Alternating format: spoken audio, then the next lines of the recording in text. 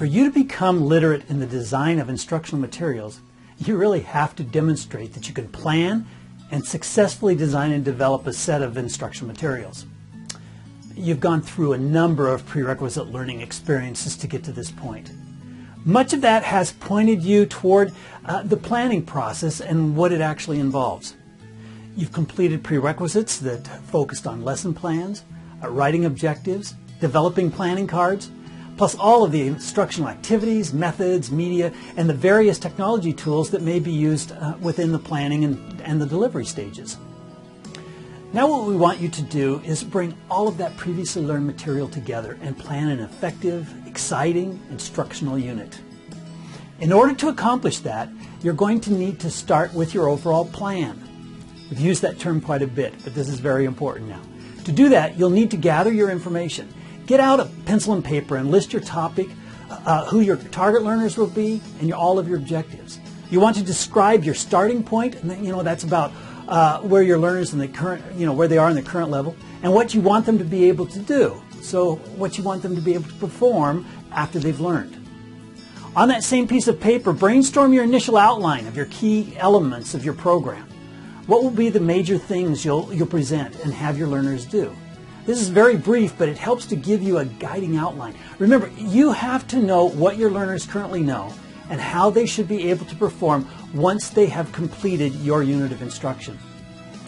It's always wise at this point that you take your outline and run it by others in your class, especially your teaching assistant. Get feedback, get their help to point out additional things you'll need to consider. It's so much easier at this point to make changes rather than later down the road after some real work has been invested. Once that is completed and you've received some feedback, get a stack of planning cards. Generally these are simple white 3x5 inch cards. However, you may come up with something different that works better for you. The key thing is that you use a means that allows you to create a set of cards that contain the critical information for your unit. You'll have a card describing your learners, one or even more cards with your objectives on it, one describing the learning environment, and then there's going to be a set of cards that sequentially walks you through your full program. Follow your outline and create cards that will describe what will occur, when it will occur, and the activities that need to happen and the information that needs to be presented. How actually the user will navigate the project. What graphics you're going to use and how the learners are going to be assessed, etc., etc. Each card should represent one small element of your unit. These cards are your rough draft of your project. Don't make them really pretty. Just put down the critical information. Once you have the set created, lay them out and you should be able to walk through your full unit of instruction. And get others to walk through it with you and point out where it works well and where it doesn't work so well. Fix the problem so that it flows really correctly and easily. Get as many people as possible to review those cards. And it's best if you can actually get a person that's really within the target audience. That's not always possible, but if it is, please do it. Finally, set up an appointment with your TA and have your TA review your cards.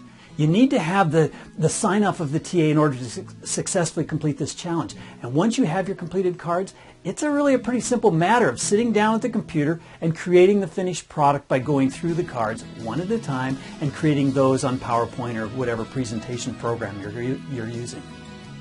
The key thing here is the overall planning process, thinking through it, and then getting repeated feedback from others to refine your planning. Caution, it's really tempting to skip the planning stage and just jump right into the development stage. No, don't do that. I promise you won't be successful and it will lead to huge delays and a less than a desirable end result. It really shows that when you haven't fully planned your project. Best of luck with this project. This is the best possible way for you to increase your instructional design literacy.